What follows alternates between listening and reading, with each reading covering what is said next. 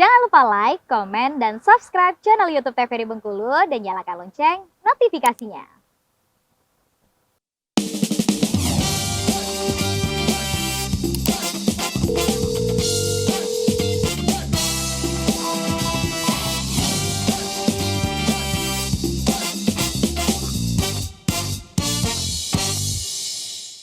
Pemirsa, Anda kembali menyaksikan Dokter Kito bersama Kito Sehat dengan tema Bell's palsy bersama dengan Dokter Sony dan juga Dokter Putri.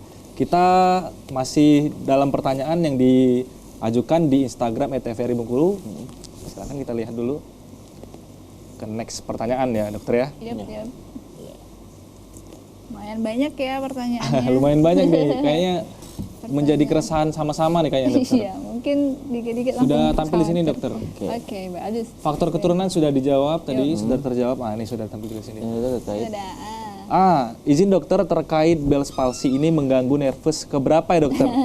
Dan gangguan apa saja yang bisa disebabkan oleh penyakit ini? Terima kasih banyak, dokter. Ini kayaknya anak kedokteran nih kayaknya, dokter. Ya, pasti anak kedokteran Kamu nih. pasti sudah tahu.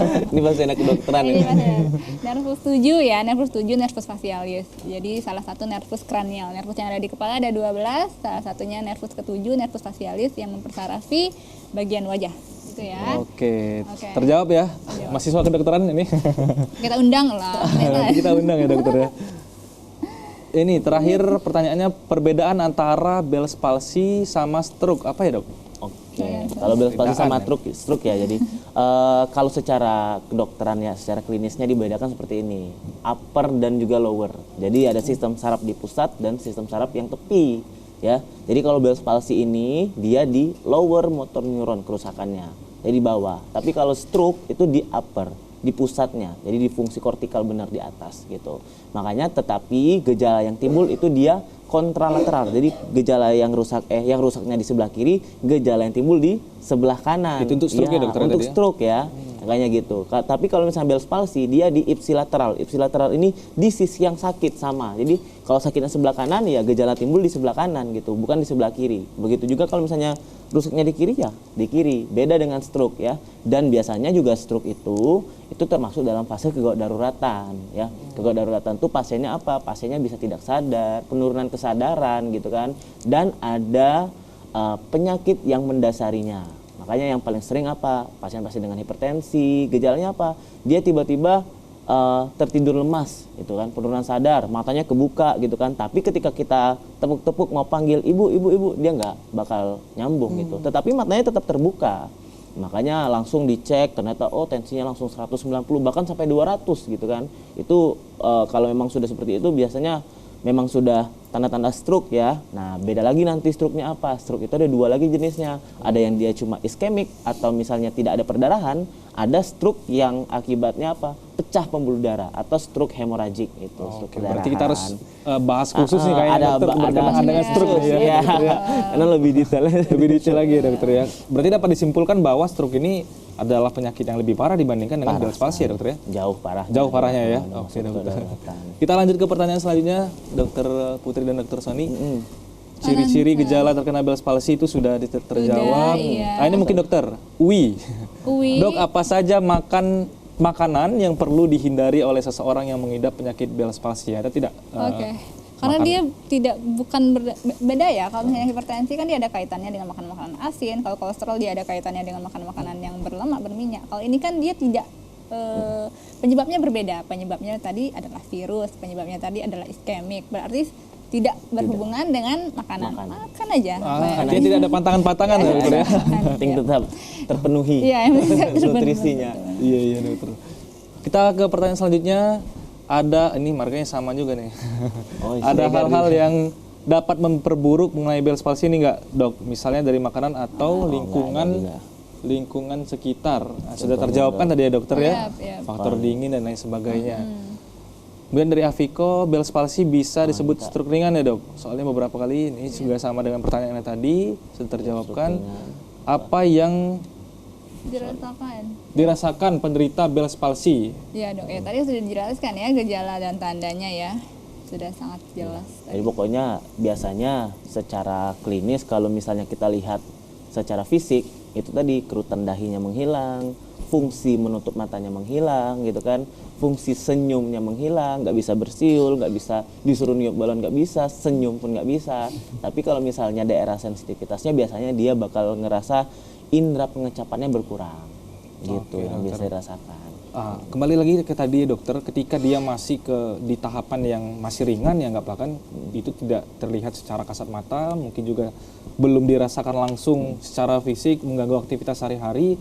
Bagaimana pasien ini bisa mengetahui untuk menghindari dia meningkat ke yang lebih berat tingkatannya dokter, supaya langsung bisa diperiksakan ke dokter deh kan dok?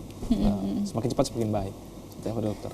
Kalau misalnya dia memang sudah belum ada perasaan, belum ada gejala gitu ya, belum ada gejala, tapi misalnya dia sudah tahu saya tadi malam itu AC-nya lumayan kencang nih dok, lumayan paparannya lumayan lama, boleh langsung datang ke puskesmas atau ke klinik. Jadi datang ke puskesmas atau ke klinik itu tidak hanya untuk orang yang meminta pengobatan, tapi juga bisa untuk orang-orang yang meminta saran, meminta periksa, oh ada nggak, karena kan kadang kita nggak sadar ternyata pas disuruh mengernyitkan dahi, oh nggak bisa gitu kan. Nah jadi yang harus dilakukan adalah datang ke vaskes kesehatan untuk konsultasi aja, untuk konsultasi apakah amankah, saya kan tadi malam AC-nya lumayan kencang nih, aman nggak nih dok, atau boleh diperiksa nggak dok, ada nggak ya tanda-tanda dari daerah-daerah dingin misalnya dokter ya? Iya benar. Dari Himalaya mungkin? Iya dari kutub. Ya. Pulang-pulang harus cek dulu ke dokter nih.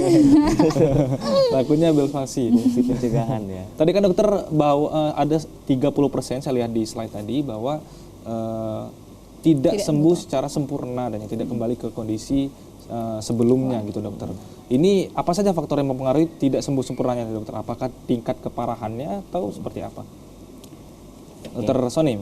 Misalnya yang pertama kepedulian terhadap diri sendiri dulu ya. Misalnya dia lebih cepat bergerak ke fasilitas kesehatan untuk periksa diri atau enggak. Itu yang pertama.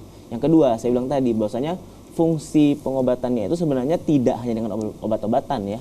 Kalau memang gejalanya secara klinis tampak penuh mulai dari dahi sampai bibir, biasanya ada pengobatan lanjutan disarankan, yaitu berupa fisioterapi. Nah ini yang sering sekali jarang dilakukan. Karena apa? Fisioterapi itu bukan suatu pengobatan yang instan. Sekali dilakukan dengan penghangatan terus langsung sembuh enggak. Ya. Itu biasanya dia butuh pertemuan 3-4 kali gitu. Nah malah ada dulu teman saya dulu ya, dia beli langsung alatnya, dia pakai terus tuh sampai itu 3 hari langsung hilang karena memang dia tahan sambil tidur gitu kan, diajarin fisioterapi mandiri deh. Iya, fisioterapi mandiri karena butuh penghangatan. Karena apa? Dia untuk mengurangi peradangan atau pembengkakan di saluran tadi gitu, biar impuls sarafnya terus diberikan. Oke, artinya dapat disimpulkan bahwa sebenarnya dapat kembali ke kondisi normal dengan jangka waktu yang berbeda-beda. Beda-beda ya. Oke dokter, mungkin terakhir kita boleh untuk menutup juga di si dokter Kito pada hari ini kesimpulan dan juga tips nih mungkin dokter. Ini yang ditunggu-tunggu oleh pemirsa nih biasanya tips, karena kan sekarang maunya yang instan-instan. Belas palsi apa sih yang harus kita lakukan? Apa saja yang harus dihindari dan lain sebagainya. Bisa sedikit kita persingkat pesan tips untuk pemirsa di rumah. Dokter Santri. Pesannya ya untuk masyarakat di rumah, kalau sudah ada risiko ya, ada pajanan, misalnya kamu orang yang sangat aktif ya, orang yang sangat sering keluar malam, orang yang menyukai AC gitu, berhati-hati itu maksudnya di sini. Datang ke puskesmas boleh sekali untuk meminta konsultasi, itu boleh. Dan kalau misalnya merasakan ada hal-hal yang kayak tadi disebutkan di gejala, boleh googling, tapi tetap konfirmasi ke dokter ya. Tetap ke dokter yang paling utama ya dok. Iya, untuk dilakukan pemeriksaan agar kamu juga penanganannya tepat begitu. Itu saja sih, yang penting aware dulu sama dirinya, aware untuk periksa atau datang ke vaskes. Iya. Fasilitas kesehatan. Mengganggu atau tidak mengganggu aktivitas sehari-hari ketika ada yang dirasakan kurang normal dari kondisi biasanya, harusnya langsung segera diperiksakan ke dokter ya, itu idealnya ya dokter ya. Yap. Dokter Sony, silakan dok. Intinya ya seperti itu ya, mungkin lebih peduli terhadap diri sendiri dulu, karena memang gejalanya secara dijelaskan tadi tidak semuanya itu langsung timbul, itu enggak. Makanya kalau memang ada keluhan ya memang tidak biasanya timbul pada sehari-harinya, boleh diperiksakan aja. Karena kita menerapkan fungsi puskesmas tadi, yaitu fungsi pencegahan juga, atau klinik-klinik itu kan fungsi pencegahan. Karena orang yang datang ke dokter itu nggak selalu pengobatan, biasanya dia juga butuh tips dan juga pencegahan lebih lanjut.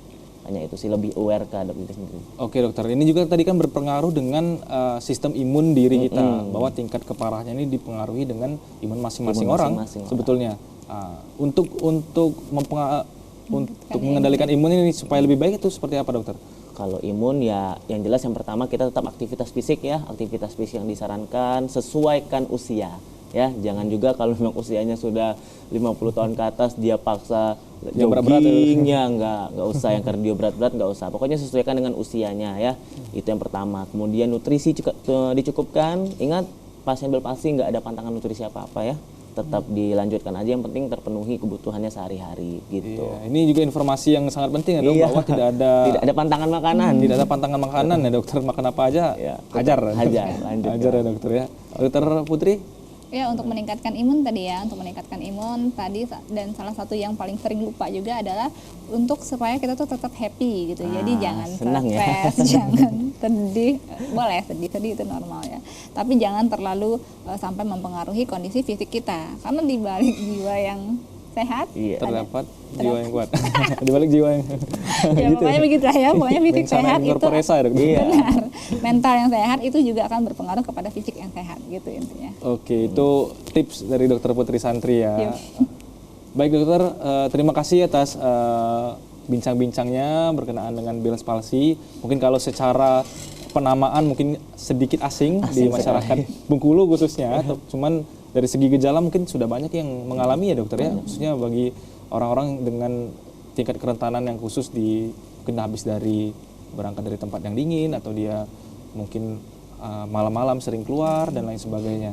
Tentunya ini adalah hal yang harus diperhatikan oleh setiap masyarakat, karena dari data Lo Medica tadi bahwa dari 100.000 populasi ada 15-30 orang, artinya kita adalah salah satunya mungkin yang akan terjangkit ini dokter, kita harus hindari segera. Baik, sekali lagi terima kasih dokter Sony dan juga dokter Putri di edisi Dokter Kito hari ini. Pemirsa, terima kasih setelah menyaksikan selama 1 jam kurang lebih kita membersamai Dokter Kito edisi hari ini dengan tema Bell's palsy. Demikian, assalamualaikum warahmatullahi wabarakatuh dan sampai jumpa.